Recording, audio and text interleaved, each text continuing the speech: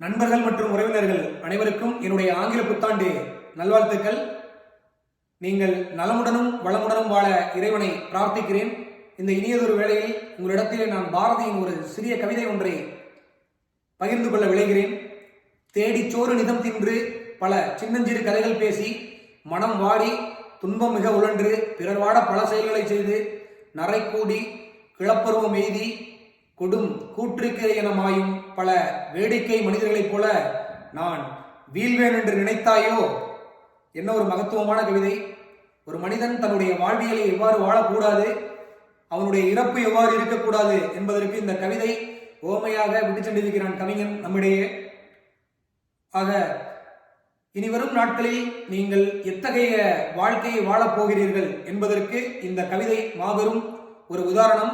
உங்களுக்கு கால அவகாசம் கிடைத்தால் நிச்சயமாக இந்த கவிதையை வலையொலியிலோ அல்லது புத்தகங்களிலோ மீண்டும் ஒரு முறை வாசித்து அதன் பொருளுணர்ந்து செயல்படுங்கள். நிச்சயமாக இது மிகப்பெரிய ஒரு தாக்கத்தை ஏற்படுத்தும்.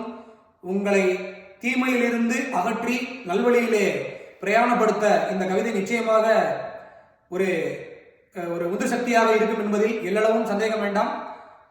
இனிவரும் நாட்களில் உங்களுக்கு தேவையான அத்துணை சக்தியையும் எல்லாம் வல்ல இறைவன் கொடுத்து அருள் புரியட்டும். அதற்கு இயற்கையும் துணை புரியட்டும். நன்றி. அன்புடன் சாமி.